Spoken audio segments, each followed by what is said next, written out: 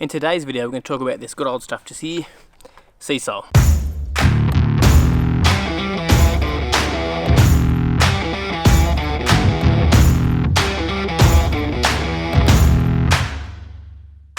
Yo mate, what up? Welcome to another lawn tip feed. Alrighty, so as I said at the start of the video, we're going to be talking about Seasol Seaweed Solution. Seaweed Solution. Figured that out yesterday. Skills. Anyway, so the reason I want to talk about this because I've been wanting to talk about it for absolutely ages. I always get heaps of questions about it and people asking how to use it on your lawn and just some general questions, you know. So let's get into that. So what is Seasol? That's it just there. No. So Seasol is a seaweed extract. So basically what they do is they get a little needle in the seaweed, suck out some juices and put it in this. No, I don't even know what they do. They don't do that. I have no idea how they get it, but it is a seaweed extract and it is quite stanky stuff, quite pungent. It smells a bit like, I'll tell you, I'll have a whiff and let you know. Oh, it smells actually a little bit like sushi, but really bad sushi. So be warned, this stuff will stink when you apply it to your lawn. So Seasol is a really safe product. It's good to use on your grass, not only your grass, but also your hedges and stuff, which I'll be chucking some on my hedges as well. Any sort of trees, plants, roses, you know, etc, etc, really good to condition the soil.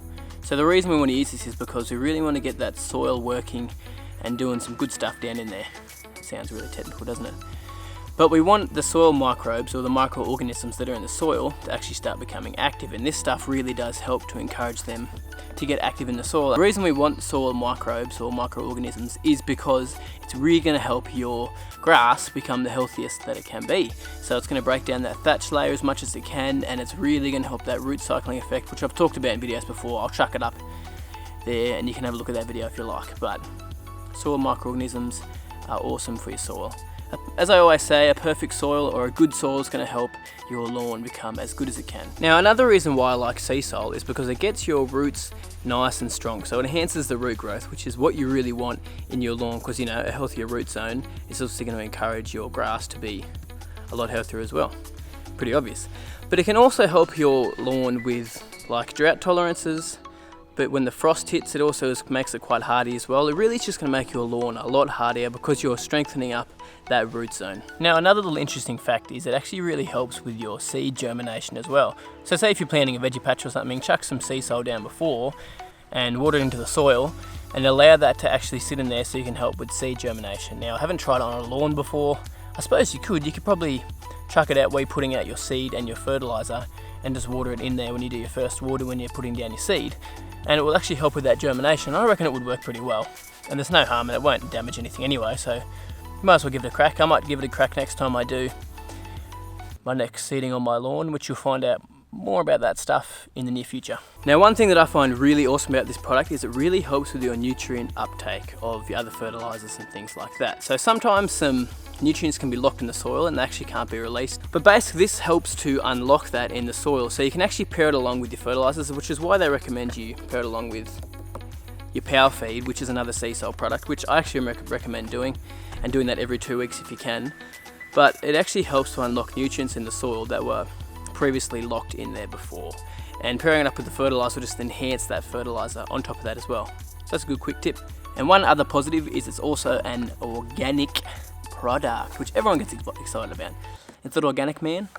I don't know. Read the label. Is it organic? If it's organic, I'll use it. If it's not, I won't use it. Well, it's organic, guys, so it's safe. And you can tell it's organic because it stinks really bad. Alright, so what's in it? So let's just bring up the label. What the hell? Skills. So let's have a look. So basically, important things we're going to look at is the total organic matter. So organic matter is awesome because it's going to push those soil microorganisms to start doing stuff in the soil. So if it says something about organic matter in there, it's normally something to get excited about. Now, it doesn't have many macro or micronutrients in it because it is more of a soil conditioner. So I wouldn't get too worried. This is not a fertilizer, just so you know. It's not a fertilizer. That's why you pair it up with a fertilizer. So that's why this is quite safe as well. You're not going to get any risk of burn on your lawn with this product because the analysis basically has next to nothing in your macro and your micronutrients. Now Seasol actually comes in a couple of different forms and a couple of different ways, like different containers. So it comes in with the Seasol for lawns, which I'm not using today. I'm using the Seasol for Gardens, I think it's called. I'll put a picture up there anyway.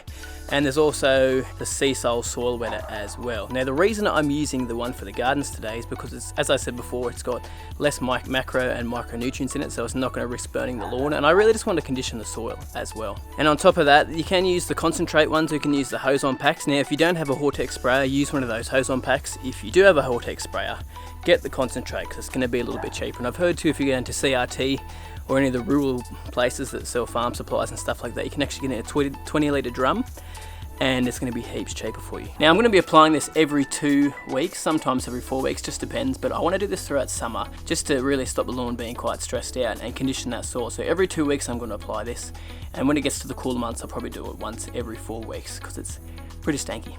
Now another thing people use it for is if they're having heaps of problems with their lawn, like it's just drying out heaps, etc, and things like your soil wetters or your wetting agents, which I've talked about before, aren't really working for you. People like to put down this stuff every 2 weeks, really just to rejuvenate their lawn, like I said. So that's another reason to do it every 2 weeks, to rejuvenate it. And it's not going to fix everything, but it's really going to help kickstart your lawn back into gear and make your soil a lot healthier.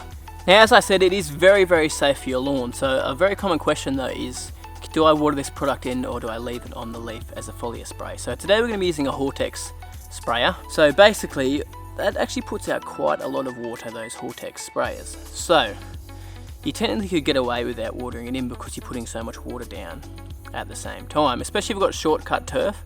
Like if you're one of the guys that you've got it using a cylinder mower and if you've got your lawn around, I don't know, 8 mil down to 5 mil. Some guys get keen and get it down to 3 mil. You need a specific mower for that. But basically you could leave it on the leaf and not worry about watering it in because you're putting out so much water with those Vortex sprayers. Now if you use the knapsack or a little hand can or something like that, I'd definitely water it afterwards. Give it only 5 to 6 millimeters. So what? On a lot of sprinklers that's going to be about 15 to 20 minutes on your sprinklers. Now my grass is quite long. I cut it at 3 inches, which is what, 75 mil. So it's pretty long. Like I cut that the other day and it's quite long, so it's not actually going to get down to the soil from that Vortex sprayer. So I'm going to water it in because you want this product to get down into the soil because it is a soil conditioner, not a grass conditioner. So we'll see what happens. It'd be good if it was a grass conditioner because tall fescue is flipping hard and stabs you. That's the one downside about tall fescue, but remember it's a soil conditioner, so we're probably going to water it in if it hasn't already reached the soil. Alrighty, so here's that Vortex sprayer that I was talking about just earlier. Awesome things. If you haven't seen my video on Vortex sprayers, go check it out because that's how I teach you how to calibrate these things. I'm not going to talk about how to calibrate it today, I'm just going to apply it. I'll tell you what setting I'm using though. I've got it on setting number 3, with the little twist, the little reducer thingamajingo out of there. So setting number 3. It might be different for you depending on your walking pace, so make sure you calibrate it beforehand. I've already done that this particular thing just here, so watch that if you want to know how much to put down and how much chemical to put in and what setting and dye you want to put in, etc. Let's go spray some Seasol.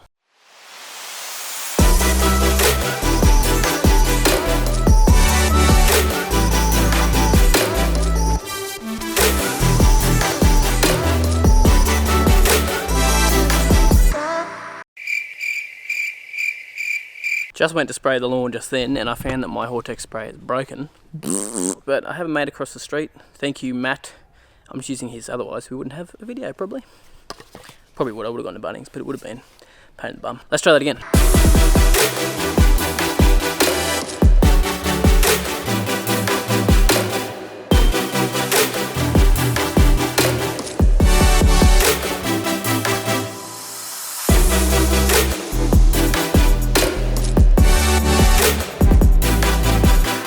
Righty, so all the spraying is done, so make sure when you finish with those Vortex sprays as well, you give them a really good wash down because you can get all the gunk stuck in there, it gets all sticky. One of my old ones actually broke.